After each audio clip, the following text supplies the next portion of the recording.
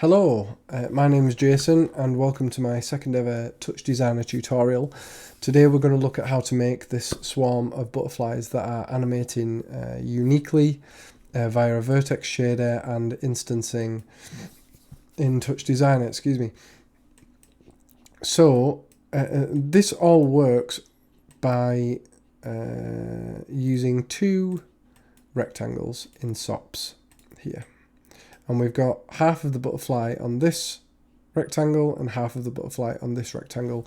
And then we rotate the two rectangles to create this fluttering effect. And all that is done via this texture and yeah, our Glsl shader here, which is very simple. It's only a few lines of code really. And I'll talk everybody through this and hopefully it'll make sense. It's pretty simple as vertex shaders go anyway. So just to demonstrate, if I plug in this normal material with the butterfly on, you can see there's no animation. So all the magic is really here inside of our Glsl material. Is there anything else I need to tell you about this bit? No, I don't think so. Yeah, so this is just a nice way to create lots of unique instances, but without having to use Blender to, create rigs and animate bones and all that sort of stuff. This is just a nice effect that is pretty simple to replicate. So let me pull this over here and I can start the project fresh here and we'll get going. So I'm just going to create a render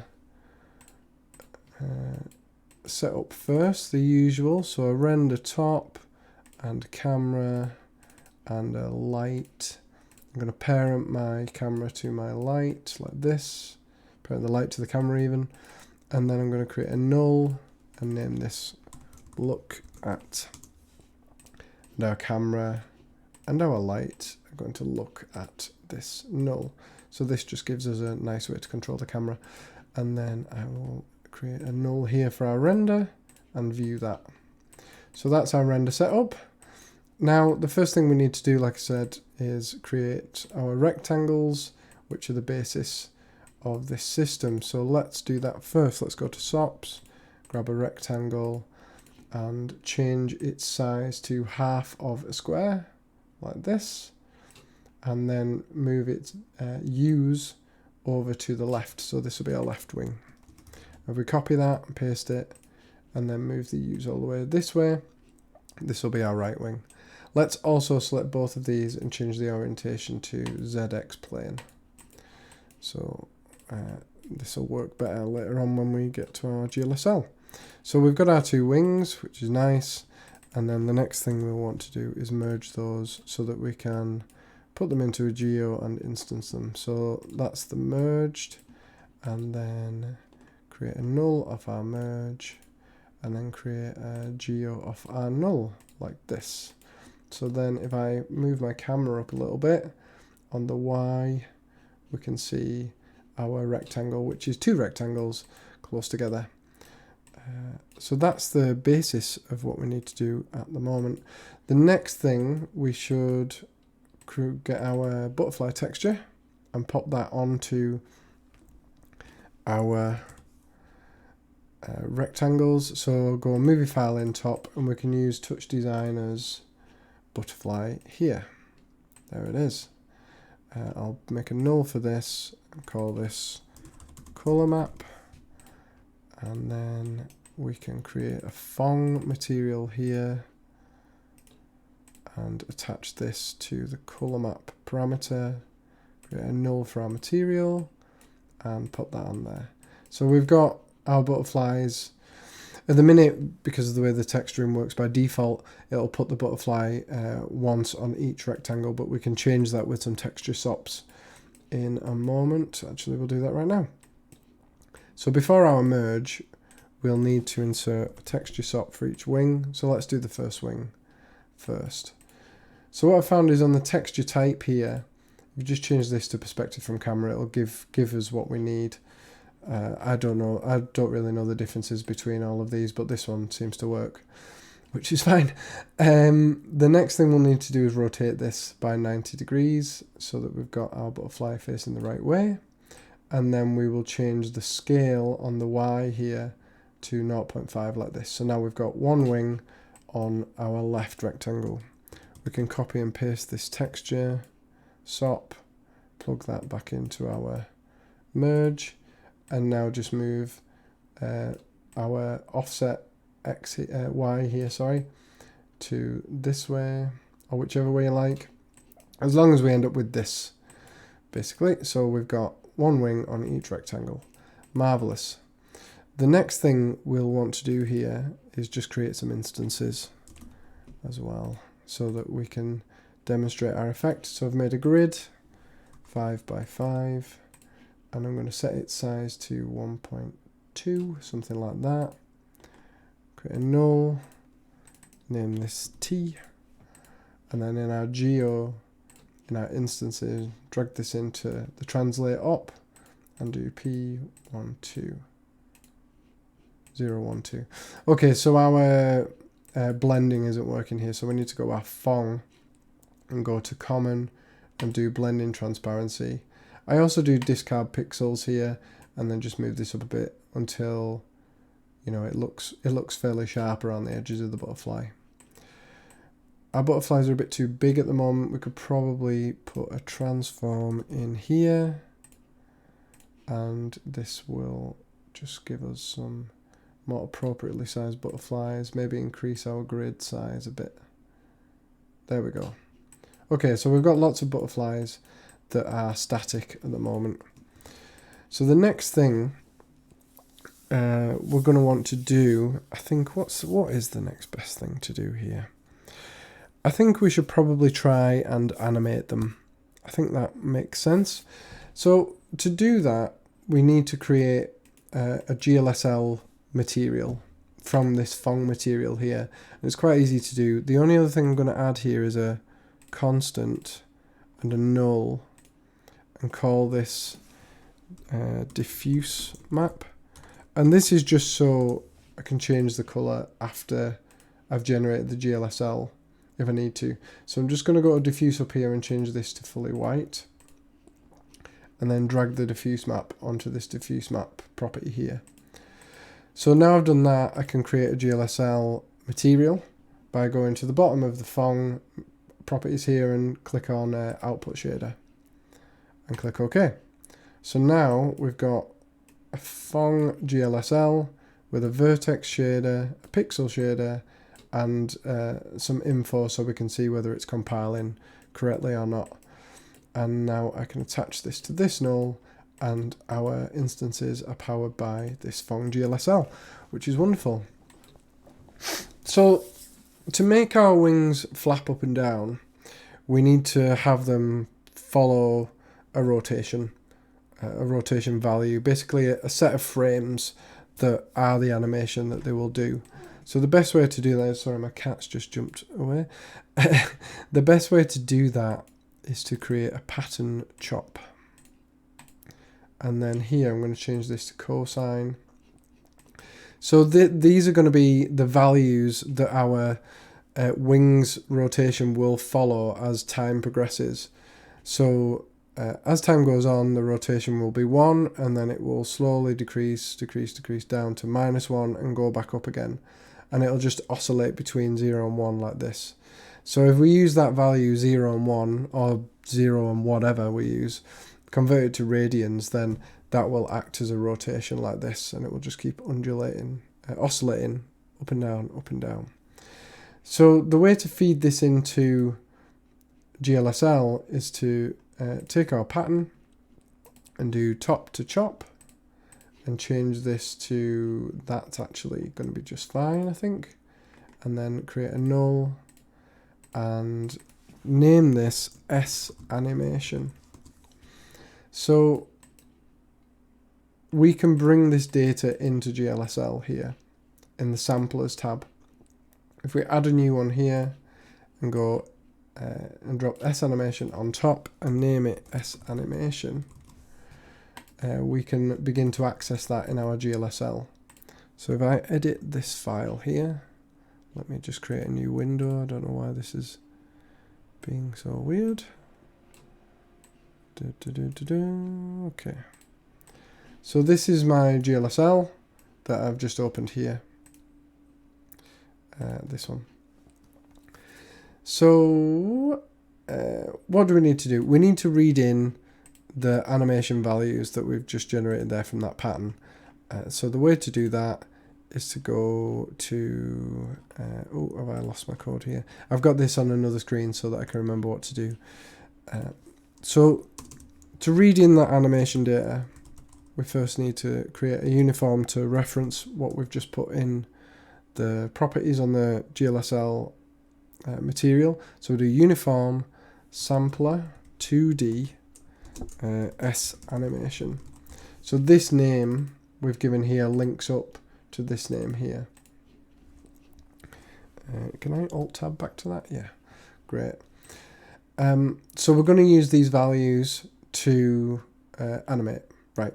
Next thing we need to do is we've got the frames. We know the value, the rotations we want, but what we don't have just now is any time, any way to say right now you should index this particular frame and rotate to this particular angle. So we can do that by creating an index that just marches, loops over and over. We could do that with an LFO and change this to ramp and change the speed to maybe 0.5. Seems fine. I'll also rename this to uIndex just for consistency and create a null and name that uIndex as well. And now we're going to give this to GLSL2 in the vectors page here. If you go to plus and drag this, change the uniform, put the uniform name here as uIndex, and then drag this as a reference here to the first value. So now we've got the uIndex in the material, but when we can't read it in GLSL just yet, and we can do the same thing here. So it's a uniform, and this time it's a float because it's a value between 0 and 1. It's called uIndex. So these are the two main pieces of information we need to create an animation, and I'll show you how to do that now. It's very simple so far. So we are gonna get every time the GPU draws a frame, it's going to run this function here, main. So, and for every vertex within our SOPs, so those two rectangles that we've merged together out here. So each vertex is a point in 3D space, so it's a vector 3, and we're going to call this newPos.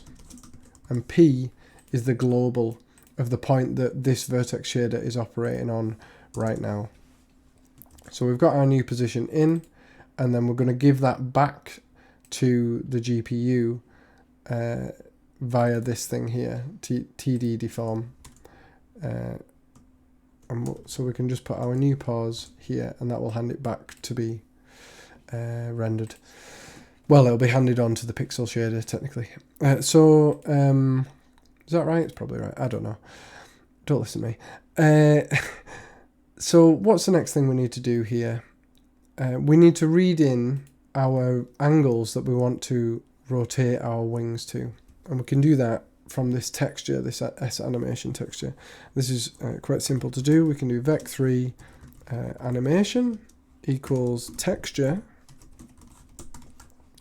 And this will take a sampler 2D, this S animation, and then we're going to tell it which index within that image to read. So we've only got a height of 1, but we've got a width of 1,000, which is the number of samples we've got here in our cosine pattern. So what we can do here is use uIndex as our index into the width, and then our height is always going to be 0 because we've only got, we've only got the first row.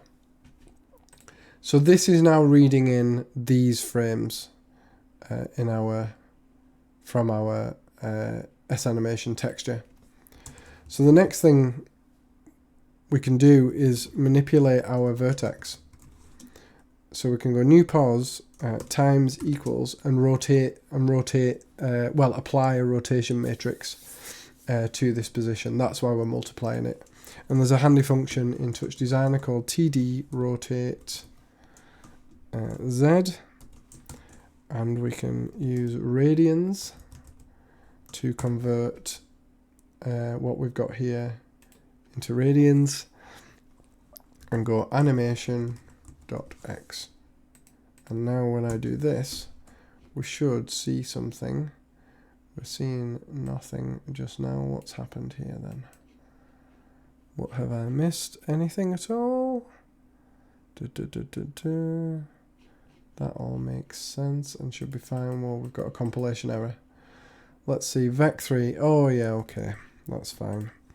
So we can go to here, and this is giving us back a vec4. So what I need to do is go x, y, z there. Sorry, not there. Here on this texture, this is reading back vec4, but we were only asking for vec3. So we can fix that by just doing .xyz, and this will now only pass back a vector3. So we can see now our butterflies are animating ever so slowly, all the same at the moment. If I increase the amplitude on this cosine pattern to something like 80, you can see now we've got this rotation. So this is, if you imagine, we only want this to apply to one wing, but what's happening right now is it's just taking all of the vertices and not respecting which wing it's operating on. So we can teach GLSL, what to do depending on which wing. And the way to do that is fairly simple, but it's sort of a method that I wasn't aware of until fairly recently. What we can do is take the vertices from each of these. So if I go display options and show them, it's these pink things here. We can create groups and then hand those groups into GLSL, and it will know which wing it's operating on. So for this rectangle here, we'll go insert operator and go group, and then we will call this group left wing, and then create, we'll click on number, and then on this side we'll do the same group, but we'll call this one right wing, and we'll go number on the create panel as well. So now we've got two named groups which are assigned to this primitive and this primitive, or these vertices and these vertices. So that's the first step. The next step is to use, after our transform here, is to insert a Vertex Sop and pick our left wing group, and then in the attributes we're going to name a variable that will be handed into our vertex shader that we can then read from to know, are we operating on the left wing or the right wing. So we'll just call this left wing index and change it to an int, and then on straight after we can daisy chain one for the right wing as well. We don't really need this one, but I'm just going to do it to be complete. So we'll change the group to right wing, and then the attributes will be right wing index, and change that to int. Okay, so now we need to read those values into GLSL, and we do that by opening our editor, and under here we can do in int. Is that all I need actually? Is it? Yeah, in int. Yeah, in int left wing index. Like I said, we won't need the right wing one, but I'm going to make it anyway, just to demonstrate really. So now GLSL is reading in, as it goes through this main function, if we're operating on a vertex that is part of the left wing, this value here will change from 0 to 1. And if we're operating on a vertex that is is on the right wing, this one will change from 0 to 1. So I can surround this in an if statement, that is, if left wing index equals 0, then operate on the vertex. So now you can see we're only operating on that left wing.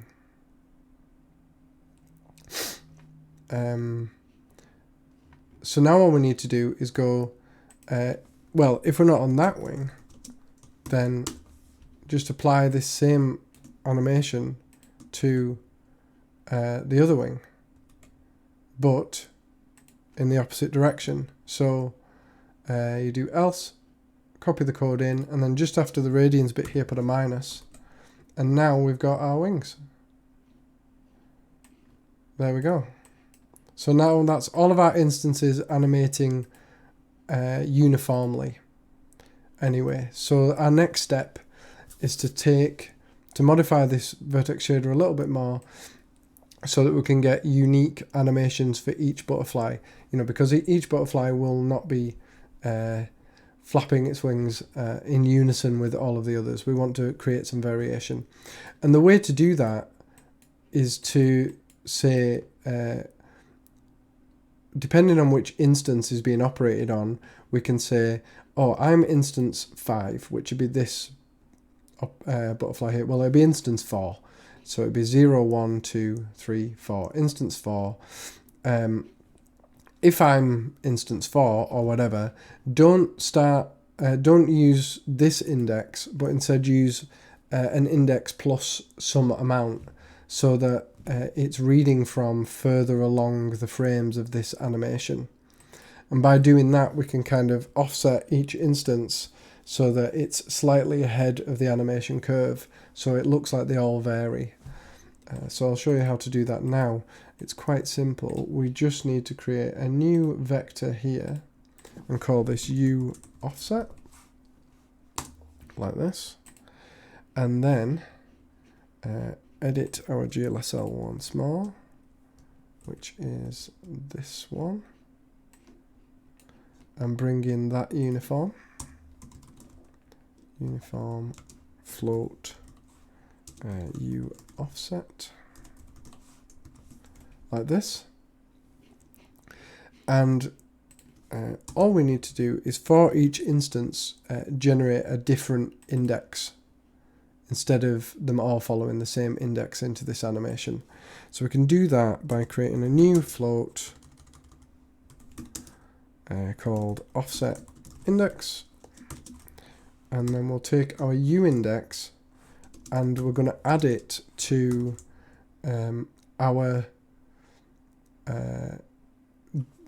our instance value times by our offset that we've got here. And this will probably make a bit more sense once I've written it. So if I do U offset and then times that by this function here called TD instance ID. So this will give back the instance value, the instance number ID of the instance we're operating on right now. So if our U offset is set to something like 0.05, it will do 0.05 times our instance, which say was 10. Then our offset would end up being 0.5. So we'd add 0.5 to our index, which is being generated here. So this offset would then be, and the animation for this butterfly would be half 50% extra the way through the animation. So all we need to do here, 50% is probably right. So all we need to do now is copy this offset index into here instead, and we should get some variation in a moment. So right now they're all the same, but if we go to our offset here and change this to something like 0.05, we've now got all of our butterflies varying in their animation because they're all starting from slightly different positions along this animation texture here. And then to create a little bit more variation and make it look a bit more random, we can take our instance points here on our grid and just add in a sort and change this to random. So now it looks like, yeah, we've got lots of uniquely animated instanced butterflies on a grid. So that's nice, isn't it? I think it's quite a simple technique. And like I said, you don't have to use rectangles. I've used triangles before just to create very simple birds without even textures. And I think it's a good starting point to begin thinking about how vertex shaders work and what you can achieve by just doing simple stuff without having to dig into Blender too much. What else can we add to this just while we're here? So what can we control? We can change the amplitude, which is basically the amount of flapping, so that will reduce the angle if we change this amplitude. I've got it to 80 so that they fold almost the way up in that way that butterflies do, and then we can change the speed by changing the frequency of our LFO. So there we go. So in that example there, I just had them sort of fluttering up, so we can also do something like take our grid or a new grid, say, let's see, yeah, let's do this. So if we take a grid here, put this on the ZX plane, let's try and generate lots and lots of butterflies and see what how the GPU kind of handles it. So if I create a grid and then do particle and create some particles from this grid, all flying up, which is fine. What I might do is change the force there so that they do all keep going up. Is that going to change? Change that to 1. And randomize these points as well. Sort. Random. And then plug this into our thing here. Right, so there we go. We've got lots of butterflies now, all being generated via particles, which is pretty cool. Zoom out a bit. There. And go up a bit. So that's already quite a lot. What have we got there? 300. 400 points, I guess, yeah, so I think we've only got 300 particles. But we can change that to, I don't know, 50 by 50. And then sort this. Get this going again, see how many particles we can get to. So that's always going to be 300. Oh, is that because of the life? Yeah, of course. So we change the births to 200. So what's that? That's 600 uniquely animating instances. Absolutely no problem at all. Because I think, this is very, very cheap. So we see our CPU cook time is very, very low. GPU is 0. It's essentially free. What's happening there at the minute. So it's amazing, I think, and you can create some really nice effects with this. Let's see if we just ramp it up a bit more. Create this, make this a bit bigger to there, and increase our life expectancy to 10. We'll get lots and lots of butterflies. And it could go on and on and on. But there we go. I think that looks really lovely. And we can add in RGB key, just get a black background. And oh yeah, we can also change this to alpha to coverage here on the render, just to get our transparency looking okay. And let's change our light to a cone light. And there we go. I think that looks quite nice. Bring this in a bit. There's all our nice butterflies. So yeah, I'm going to put this up on Patreon with the project file anyway. So if you would like to subscribe to my Patreon, it's brand new and it's here at patreon.com/thoseeyes. I've got a first founders thing here that's £3 a month. I don't know what that is in dollars for the first 20 people who join. There's one tutorial on there already about NVIDIA Flex and creating schools of fish. I just wanted to say also that these butterflies flapping were inspired by Megan Cheng, who creates some incredible art on Instagram using TouchDesigner and Notch and Unreal Engine.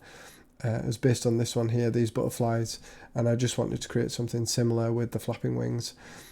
So yeah, she's amazing. Please go check her out and follow her. Her artwork is outstanding and I absolutely love it. Yeah, consider joining the Patreon if you like. I'll put the project files up there, and I'm aiming to create a video about once a month, and hopefully with some other stuff in between as well. I'd appreciate the support. Otherwise, thank you very much for watching, and I hope you enjoyed this, and I'll see you all again soon. Thank you.